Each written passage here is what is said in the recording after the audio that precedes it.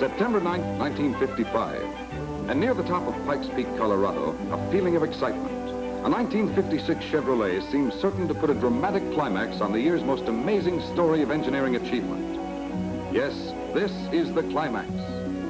But the story really begins nearly 1,400 miles away and many months earlier, back in October 1954. A startlingly new and different car is announced to the low-price field. Even the Chevrolet engineers who designed this car are impressed with the way it meets every conceivable driving test. Standard steering, super smooth. Front ball suspension, soaks up road shock like a sponge for remarkable riding ease. Overall stability,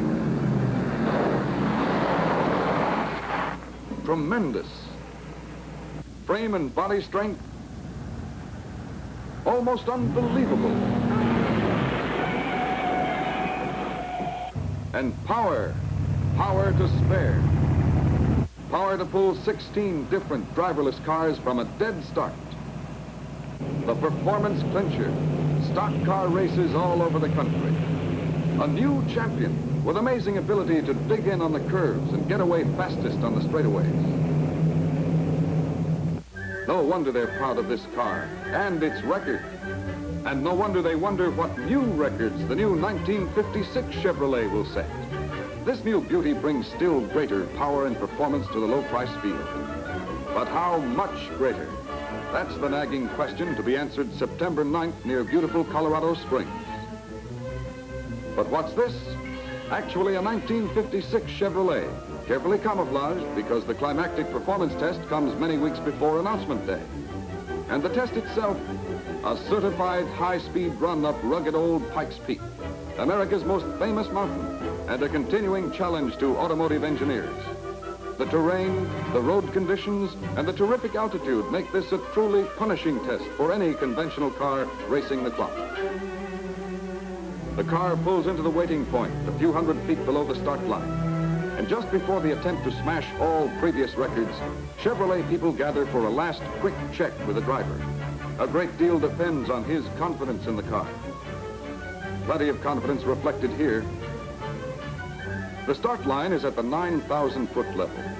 Timing officials from Nascar, National Association for Stock Car Auto Racing, get their electric-eyed timing device ready for the running start.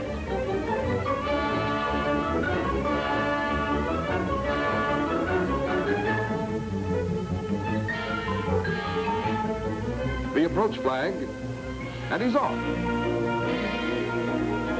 The sizzling official start is flashed to the electronic timers up at the finish line, 14,110 feet above sea level.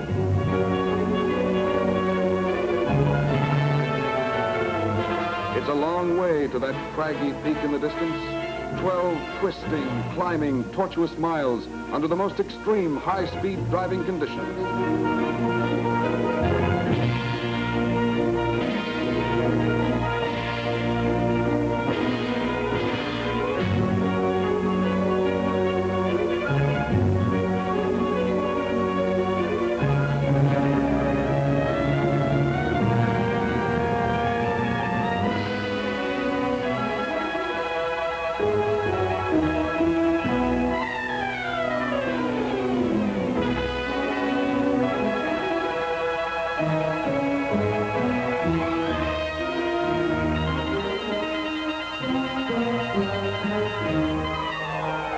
The new Super Turbo Fire V8 engine shows its worth.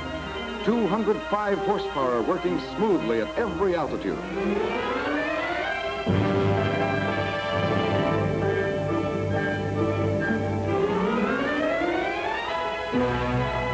Ample reserve power for the sudden spurt.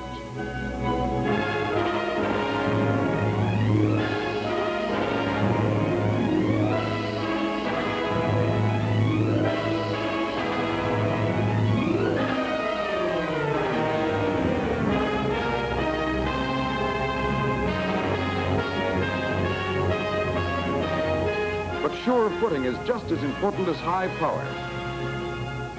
This is also a supreme test for roadability. Safe, sure ride control all the time. Smooth, effortless steering response.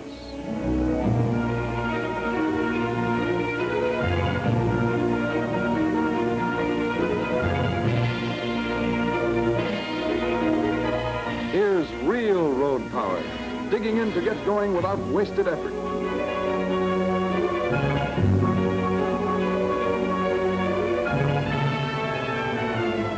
Deliberate, controlled skids save precious seconds on tight turns. Extra cornering ability, and that means getting around curves safer and faster.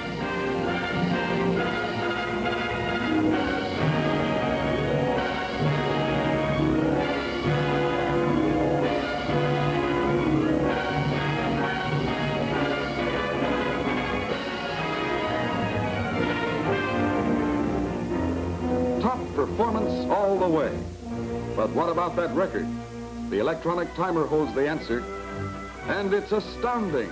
12.5 miles to the top of Pikes Peak in only 17 minutes, slashing the old record by more than 2 minutes.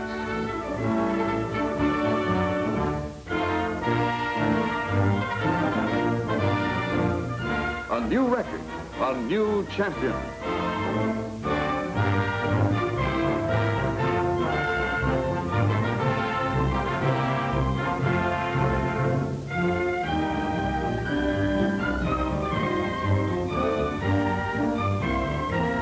No wonder congratulations are in order.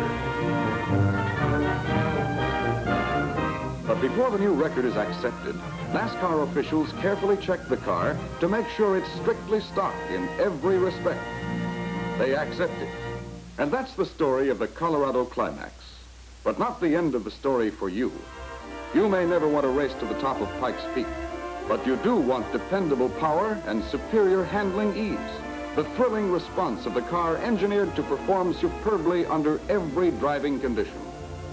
And whether your engine is the new Blue Flame 6, with its exciting new 140 horsepower and 8-to-1 compression ratio, the high-performance TurboFire V8, now up to 170 horsepower, or the peak-powered new Super TurboFire V8, with its new 205 horsepower and increased compression ratio, you'll get 1,000 new thrills behind the wheel of the new Chevrolet, the car that wrote the Colorado Climax.